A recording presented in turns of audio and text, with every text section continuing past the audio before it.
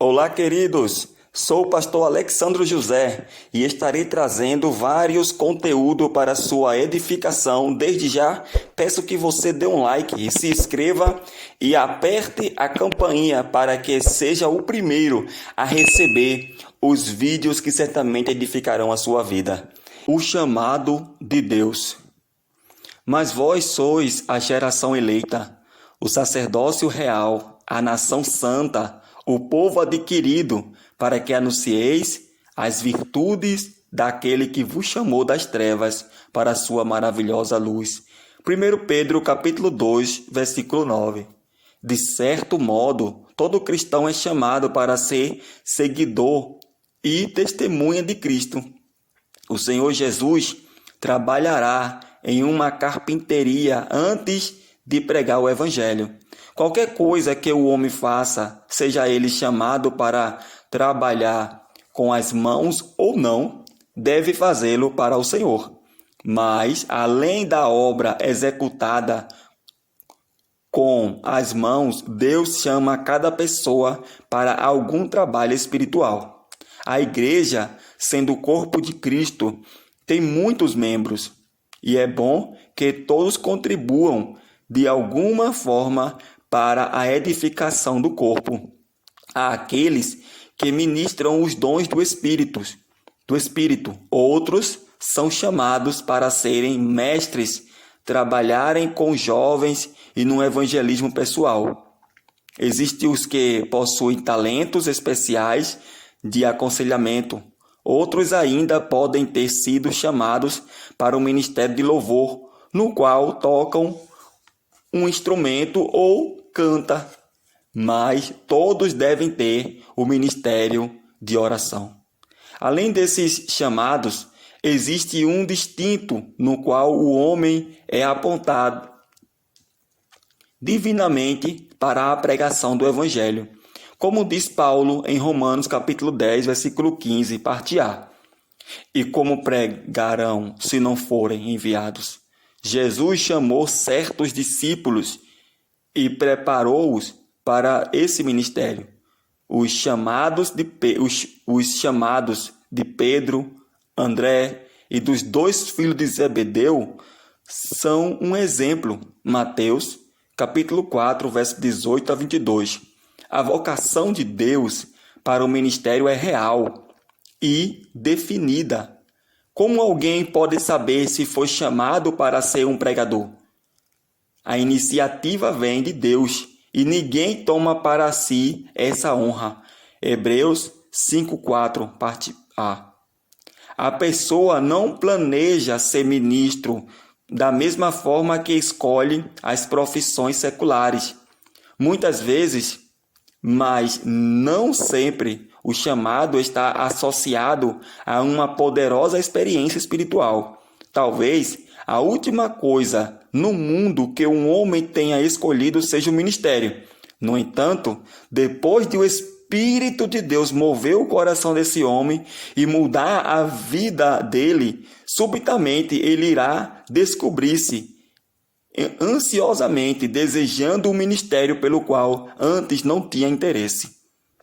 A pergunta que o vocacionado deve fazer a si mesmo quando a realidade do seu chamado para o ministério é se tem ou não uma grande preocupação para com as almas de homens e mulheres. Estaria o ministério do Evangelho pronto a sacrificar-se? A renunciar a si mesmo pelas outras pessoas? Poderá ele compartilhar e entender as preocupações fúteis delas? A não ser que o ministro de Deus ame as pessoas como elas são, preocupe-se, simpatize com elas e carregue os seus fardos, não será capaz de induzi-las a se preocuparem com os assuntos do reino de Deus. Às vezes, os membros da família ou amigos podem confirmar se um homem é chamado para o ministério, mas nem sempre estão certos ou estão em posição de saber como Deus está lidando com alguém. alguns dos maiores ganhadores de almas das igrejas foram desencorajados por outros a entrar no ministério. Por exemplo, um dos evangelistas que lidera mundialmente certa denominação foi rejeitado por uma jovem, da qual estava enamorado, porque ela não acreditava que ele tivesse o que era necessário para ter sucesso em seu ministério. No entanto, esse cuidado pode ser considerado como um teste. Quando Eliseu disse a Elias que queria seguir em seu ministério, Elias replicou: "Dura coisa pediste." Eliseu, como sabemos, passou no teste. O critério do chamado de Deus para um ministro foi assinalado por Jesus para os seus seguidores. Então disse Jesus aos seus discípulos: "Se alguém quiser vir após mim, renuncie-se a si mesmo, tome sobre si a sua cruz e siga-me." Mateus 16:24.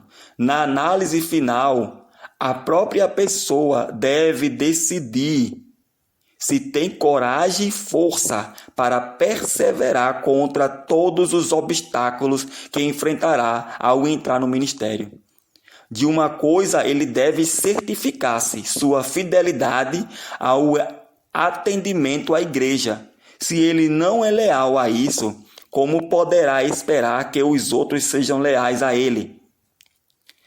Candidatos ao ministério têm ampla oportunidade de provar sua capacidade com relação às pessoas da sua congregação, por meio da sua frequência, da assistência ao trabalho dos jovens, das visitas aos lares, das ofertas ou em quaisquer outros deveres que o pastor designar-lhes.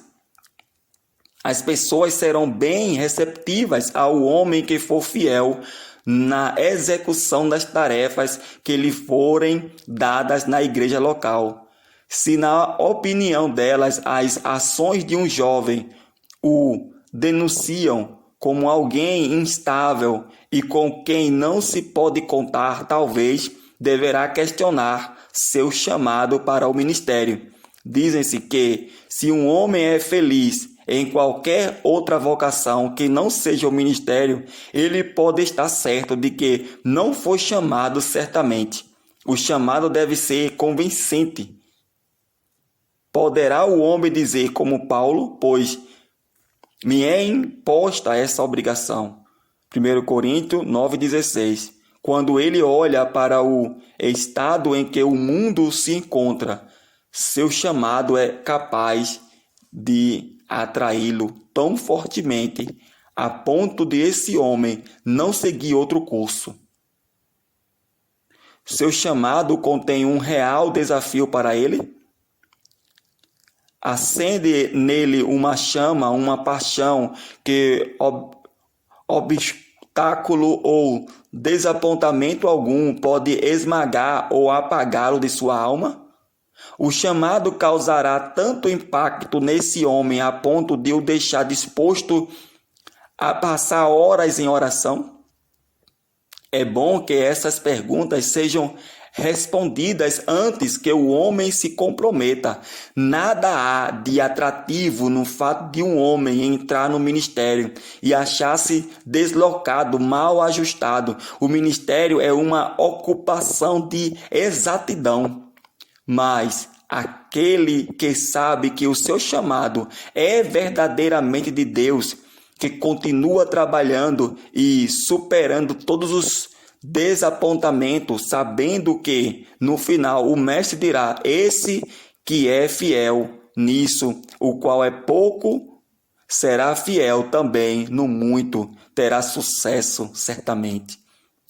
Qual deverá ser o primeiro passo de um homem quando for convocado para o ministério? O momento em que a pessoa se sente chamada é a hora de começar a se preparar, e esse preparo nunca deve cessar. A necessidade de estudo e preparação está claramente demonstrada em 2 Timóteo, capítulo 2, versículo 15. Procura apresentar-te a Deus aprovado, como obreiro que não tem de que se envergonhar e que maneja bem a palavra da verdade. Estamos vivendo em um tempo em que a ênfase está na educação, sendo ela uma preparação necessária para qualquer profissão, embora o ministério seja mais do que uma profissão. Um ministro bem treinado tem um campo mais extenso do que uma pessoa que possua uma educação limitada. Deve-se notar que agora, em uma proporção cada vez maior, as escolas de ensino médio estão formando pessoas para irem à universidade. O treinamento da mente de uma pessoa dá a ela exatidão e precisão de pensamentos. É significante notar que quando Deus escolheu um homem para escrever a maioria das epístolas do Novo Testamento, ele selecionou Paulo, que teve uma das melhores educações da época. Aqueles que querem ensinar primeiro deverão estar dispostos a serem ensinados. Moisés recebeu uma educação secular enquanto viveu no palácio do faraó. Depois recebeu instruções adicional no outro lado do deserto. Quando chegou o tempo de Josué assumir o comando, Moisés pôs as mãos sobre ele, pois o espírito de sabedoria deveria ser dado àquele jovem. Esse dom sobrenatural, entretanto, não foi substituído pelo estudo pessoal. Deus ordenou que Josué meditasse na Escritura dia e noite. Não se aparte da tua boca o livro desta lei, antes medita nele dia e noite, para que tenhas cuidado de fazer conforme tudo quanto nele está escrito, porque então farás prosperar o teu caminho, e então prudentemente te conduzirás. Josué 1:8. Nas Escrituras há vários textos que indicam a importância do ensino no livro de Samuel. Vemos que esse grande líder estabeleceu uma escola de profetas. 1 Samuel, capítulo 10, versículo 5. Em sua época, Eliseu encorajou a expansão dessa instituição. Ele habitou com os filhos dos profetas e, sem dúvida, ele próprio ensinou a eles. 2 Reis, capítulo 6, do 1 a 3. O salmista declarou que o caminho do homem que tem o seu prazer na lei do Senhor e nele medita dia e de noite será bem sucedido. Salmo, capítulo 1, versículo do 1 a 3. Jesus, quando menino, foi achado entre os doutores da lei, ouvindo-os e interrogando-os. Lucas, capítulo 2, verso 46. Deus tem colocado professores na igreja. Isso indica que o ensino é um dos dons do ministério. 1 Coríntios, capítulo 12, verso 28. Efésios, capítulo 4, do 11 ao 14. Os jovens que se sentem o chamado para o ministério devem assegurar-se dos benefícios dos ensinamentos ministrados pelos membros do corpo de Cristo, que são indicados por Deus. Alguns homens, por causa do orgulho espiritual, rejeitam os meios de instruções dados por Deus. Como consequência, têm declinado para um triste fim e se tornado vítimas das mais violentas desilusões. O apóstolo Pedro nos advertiu a estarmos sempre prontos para responder a todos que nos pedem a razão da esperança que há em nós.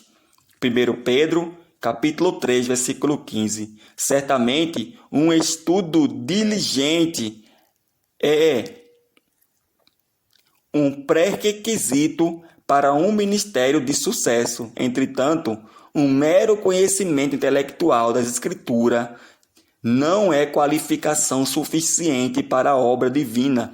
Deve haver uma experiência real com Deus. Por exemplo, Nicodemos, um príncipe dos judeus, Aprendeu um ritual eclesiástico, mas não sabia a respeito da experiência do novo nascimento.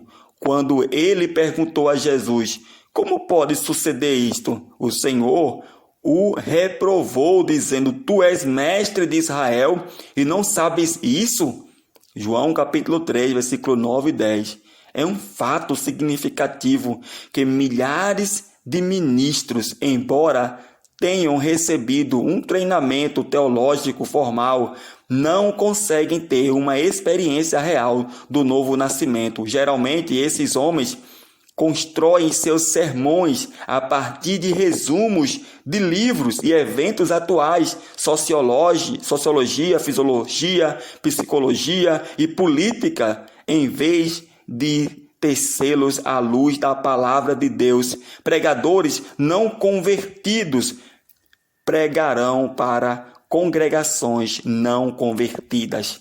Enquanto seja bom que um homem faça do ministério o trabalho de sua vida e tenha a melhor educação possível, isso não levará a lugar algum se não for orientado pelo Espírito.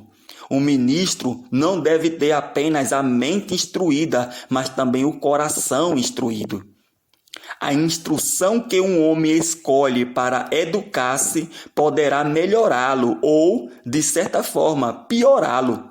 Ele poderá terminar o curso e sair um profissional, um fanático que discute religião, ou tenha paixão pelas almas. Dependerá de como ele tenha cultivado sua vida espiritual durante os anos de estudo. Muitos estudantes que terminaram seus seminários são intelectuais, sofisticados, com muito em sua mente, mas pouco em seu coração. Eles saem para o mundo totalmente despreparados para lidar com os sérios problemas das pessoas. Todavia, com os 12 apóstolos, não aconteceu dessa forma.